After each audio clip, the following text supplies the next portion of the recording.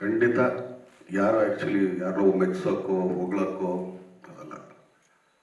ಎಲ್ಲರೂ ತುಂಬ ಇಷ್ಟಪಟ್ಟು ಪ್ರೀತಿಯಿಂದ ತಮ್ಮ ಒಳಗಡೆ ಏನೇನು ಔಸ್ ಇಟ್ಕೊಂಡಿದ್ರು. ಯಾಕಂದರೆ ಈಗ ಆವಾಗಲೇ ಶ್ರುತಿಮಾ ಹೇಳ್ತಾರೆ ಸ್ಪೇಸ್ ಅಂತೇಳಿ. ಈಗ ಇಲ್ಲಿ ಎಷ್ಟು ಜನ ಬಂದಿದ್ದಾರೆ, ಅವರೊಂದೇ ಸೀಟ್ ಇದೆ, ಅದಕ್ಕೂ ಸ್ವಲ್ಪ ಕೆಲವು ಸೀಟ್ಗಳಿದೆ. ಸೊ ಸ್ಪೇಸ್ ಬಿಟ್ಟೇ ಇರ್ತೀವಲ್ಲ. ಒಂದು ಸೀನ್ ಹೋಗಿದ್ದ ತಕ್ಷಣ ಇದ್ರಲ್ಲ ನಿಮ್ದೇಮ ಇರೋದಂದ್ರೆ ಅವ್ರನ್ನೆಲ್ಲ ಕಿತ್ತು ನಾನು ಹೇಳೋಕ್ಕಾಗಲ್ಲ, ನನ್ನ ಬಾಯಲ್ಲಿ ಅಸಹ್ಯವಾಗಿರುತ್ತೆ, ಅವ್ರು ಮಾಡಿದ್ರೇ ಚೆನ್ನಾಗಿರುತ್ತೆ. ಸೊ ಹಾಗೇನೆ ಒಂದು ಟೀಮ್ ವರ್ಕ್ ಅಂತ ಹೇಳೋದಿದ್ದಾರೆ. ಆಮೇಲೆ ಈ ಸಿನಿಮಾಗೆ ಕ್ಯಾಪ್ಟನ್ ಆ್ಯಕ್ಚುಲಿ ನಮ್ಮ ತಾತ ರಾಕ್ಲೈನ್ ಅವರು. ಯಾಕಂದ್ರೆ ಅವ್ರ ಪ್ರೊಡಕ್ಷನಲ್ಲಿ 2ನೇ ಸಿನಿಮಾ.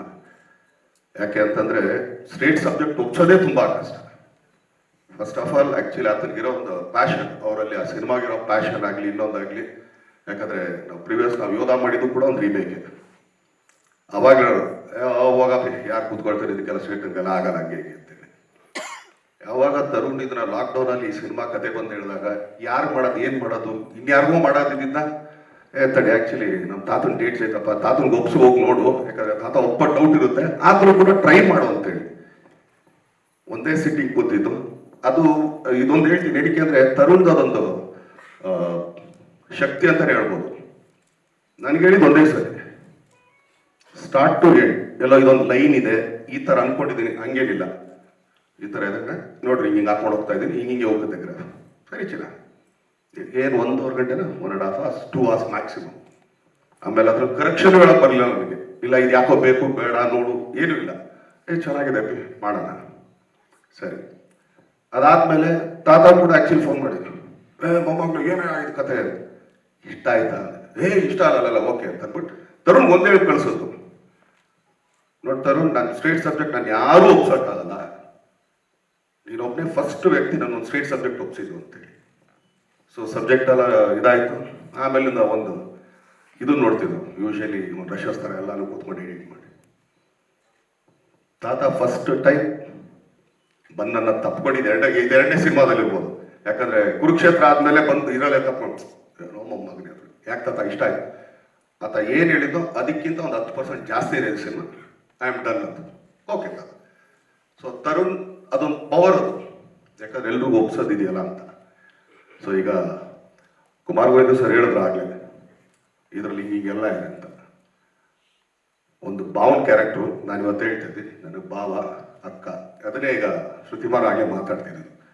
ಸೊ ಸೀನಿಯರ್ ಮೋಟ ಇದು ಅವ್ರ ಸಿನಿಮಾ ಚಿಕ್ಕ ಸಿನಿಮಾದಲ್ಲಿ ನಾನು ಆ್ಯಕ್ಚುಲಿ ಬಿಸಿ ಗೌರಿಶಂಕರ್ ಅಸ್ಟೇಟಾಗಿ ನಾನು ಕೆಲಸ ಮಾಡ್ತಿದ್ದಾಗ ಅವಾಗಿಂದ ನೋಡ್ಕೊಂಬಂದಿರೋದು. ಅವ್ರ ಸೀನಿಯರ್ಗಳ ಜೊತೆ ನಾವು ನಿಂತ್ಕೊಳ್ಳೋದಲ್ಲ, ಅವ್ರ ಪಕ್ಕಕ್ಕೆ ನಿಂತ್ಕೊಳ್ಳೋದು ನಮ್ಗೆ ಯೋಗ್ಯತೆ ಇರಲ್ಲ.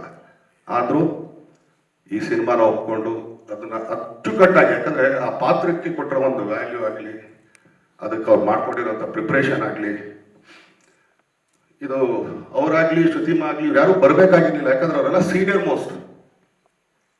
ಒಂದ್ಸಲಿ ತರುಣ ಎಲ್ಲರೂ ಕೂರಿಸ್ಕೊಂಡು, ಈಗ ನಾವು ನಾಟಕದಲ್ಲಿ ಒಂದು ರಂತು ಅಂತ ಮಾಡ್ತಿದ್ದೀವಿ ಮೊದಲು, ಎಲ್ಲರೂ ಕೂತ್ಕೊಂಡು ಸ್ಕ್ರಿಪ್ಟ್ಗಳು ಓದಿ, ಪಾತ್ರಗಳಲ್ಲದೆ ಸ್ಕ್ರಿಪ್ಟ್ಗಳು ಓದಿ ಎಲ್ಲರಿಗೂ ಅರ್ಥ ಮಾಡ್ಸಂಗೆ. ಆ ಥರ ವರ್ಕ್ಶಾಪ್ಗೆ ಅವರೆಲ್ಲ ಬಂದಿದ್ದಾರೆ ಅಂದರೆ ಹಂಗಾರೆ ಸಿನಿಮಾ ಮೇಲೆ ಅವ್ರಿಗೆ ಎಷ್ಟಿದಿರ್ಬೋದು. ಯಾಕಂದ್ರೆ ಅವ್ರು ಬರಂಗೆ ಇಲ್ಲ ಆಕ್ಚುಲಿ. ಶ್ರುತಿಮಾ ಅಂತ ಹಿಂಗೆ ಅಂದ್ಬಿಡೋದು, ಯಾಕಂದ್ರೆ ಅಷ್ಟು ಸಿನಿಮಾಗಳು ಅವ್ರು ಮಾಡಿಬಿಟ್ಬಿಟ್ಟಿದ್ದಾರೆ. ಬಟ್ ಆದರೂ ಈ ಸಿನಿಮಾಗೆ ಬಂದ್ರು ಅಂದಾಗ ಅದ್ರ ಮೇಲಿರೋ ಒಂದು ಪ್ರೀತಿ ಅಷ್ಟೇ, ಆ ಸಿನಿಮಾ ಏನು ಹೇಳಕ್ ಹೊರಟಿದೆ ಅಂತ.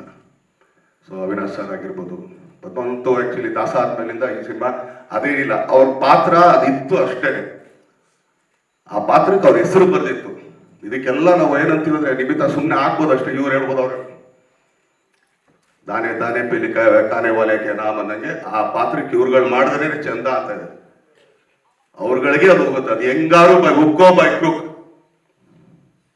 ಇದು ನಾನು ತುಂಬಾ ನೋಡಿದ್ದೀನಿ ಲೈಫಲ್ಲಿ.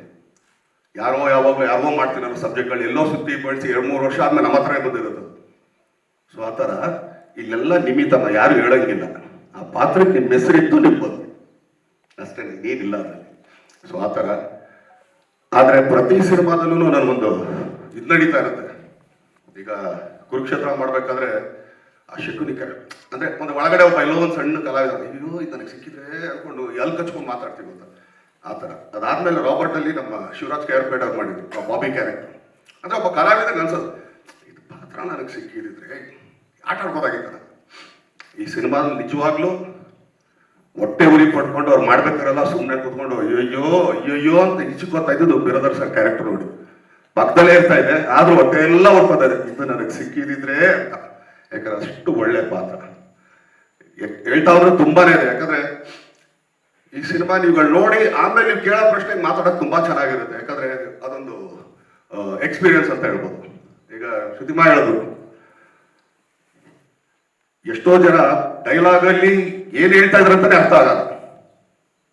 ಸುಮಾರು ಜನ, ನಾನು ಹೇಳ್ತೀನಿ ನಂದೇ ಒಂದ್ಸಲಿ ಅರ್ಥ ಆಗಲ್ಲ. ಆದ್ರೆ ಇದರಲ್ಲಿ ಒಂದ್ ಮಾತ್ರ ಹೇಳ್ತೀನಿ, ಹೆಣ್ಣಿಗೆ ತನ್ನ ಹೆಣ್ತನದ ಬಗ್ಗೆ ಮಾತಾಡಿದಾಗ ಹೆಣ್ಣು ಕಣ್ಣಲ್ಲಿ ತೋರಿಸೋ ಒಂದು ನೋವಿದೆಯಲ್ಲ, ಅದು ಅಲ್ಲಿ ನೋಡಿ ಕಲ್ತ್ಕೋಬೇಕು. ನಾನಲ್ಲ ಬರೀ ಕಣ್ಣಲ್ಲಿ ಒಂದಿಷ್ಟು ಮಾಡಿದರೆ ಎಂತ ಅಂತಂದ್ರೆ ಥೂ ಥೂ ಥೂ ಥೂ ಅನಿಸ್ಬಿಡುತ್ತೆ. ಯಾವ ಥರ ಕಲಾವಿದರು ನಮ್ಮ ಸಿನಿಮಾದಲ್ಲಿ ಇದ್ದಾರೆ ಅನ್ನೋದೇ ನಮಗೆ ತೋರು. ಈಗ ರೋಹಿತ್ ಆಗ್ಬೋದು, ನ್ಯಾಷನಲ್ ಅವಾರ್ಡ್ ವಿನ್ನರ್ ಆತ. ಅವ್ನಿಗೆ ಆಕ್ಚುಲಿ ಒಂದ್ಸಲಿ ಕೇಳ್ಕೊಡೆ, ಸರ್ ಒಂದ್ಸಲಿ ಅವಾರ್ಡ್ ತಂದ್ಕೊಡಿ ಸರ್, ನೋಡ್ಬೇಕು ಹೆಂಗಿರುತ್ತೆ ಅವಾರ್ಡ್ ಅಂತೇಳಿ. ಯಾಕಂದ್ರೆ ಬರೀ ಸ್ಟೇಟ್ ಅವಾರ್ಡ್ ಒಳಗೆ ಇರೋದು, ನಾನು ನ್ಯಾಷನಲ್ಗೆಲ್ಲ ಹೋಗೋದೇ ಇಲ್ಲ. ಸೊ ಕೇಳ್ಬೇಡ ಒಂದ್ಸಲಿ ತೋರಿಸಿ ಸರ್ ತಂದಂತ. ಪಾಪ ಅವ್ರು ಮೈಸೂರಿಂದ ಎತ್ಕೊಂಬಂದು ತೋರಿಸೋದು. ಸೊ ಅಷ್ಟೊಳ್ಳೆ ಅದ್ಭುತವಾದ ಕಲಾವಿದರು, ಅವ್ರ ಜೊತೆ ಕೆಲಸ ಮಾಡಿ ನಮ್ಗೊಂದು ಇದು ಪುಣ್ಯ.